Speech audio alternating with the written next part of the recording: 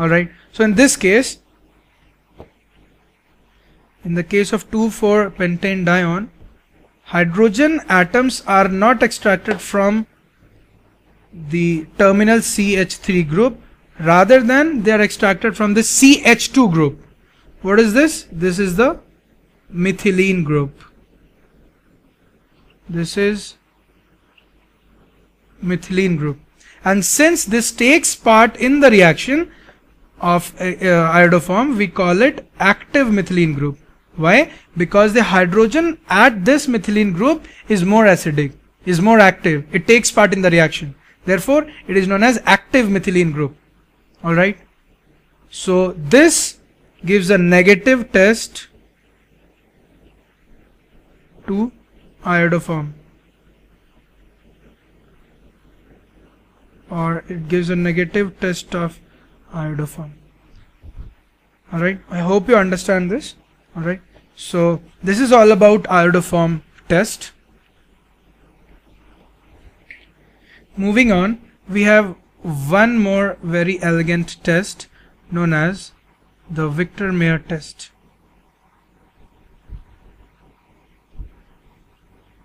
This test is used to distinguish between 1 degree alcohol, 2 degree alcohol and 3 degree alcohol.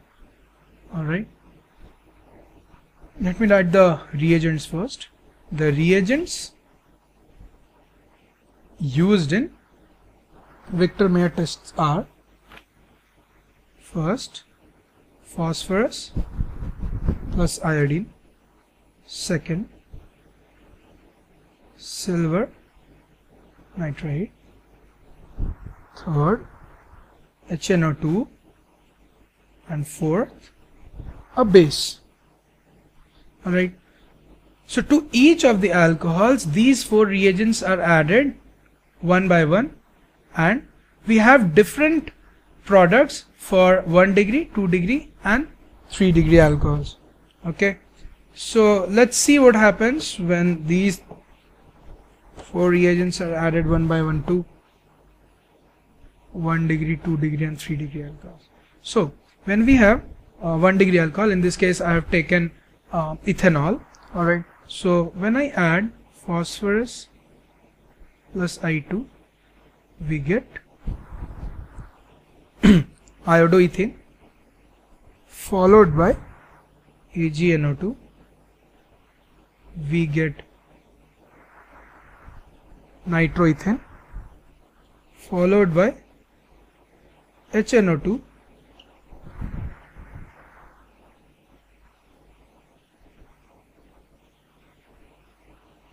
we get this,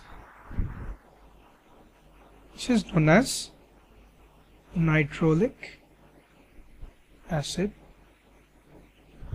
Furthermore, when this is reacted with the base, we get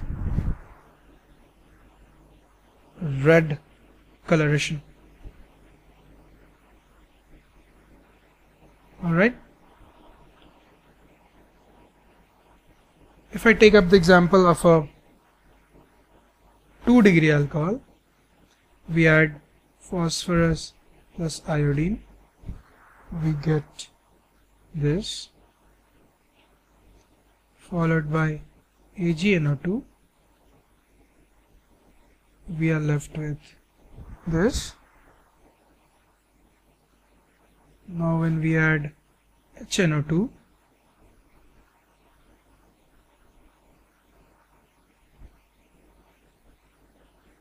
with NO2 and NO, alright, and when this is reacted with a base, we get a blue coloration.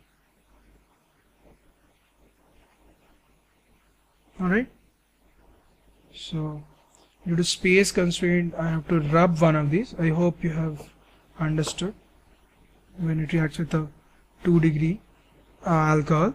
Now if it attacks if the same test is carried out on a 3 degree alcohol, we have this, got replaced, sorry, AgNO2.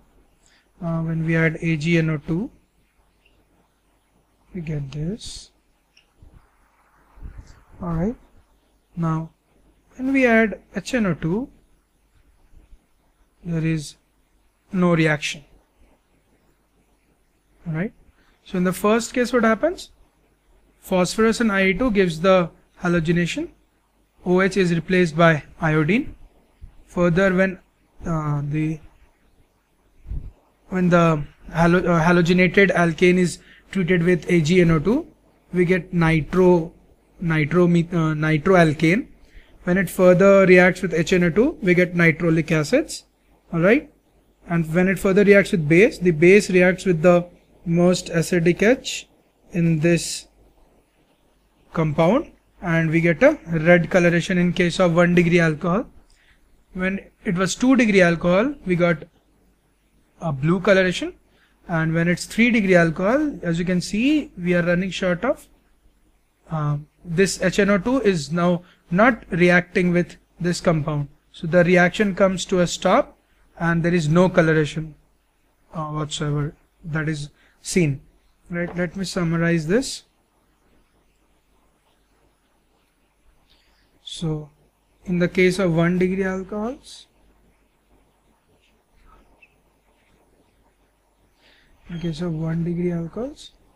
we have a red coloration. 2 degree alcohols, we have blue coloration, and in case of 3 degree alcohols,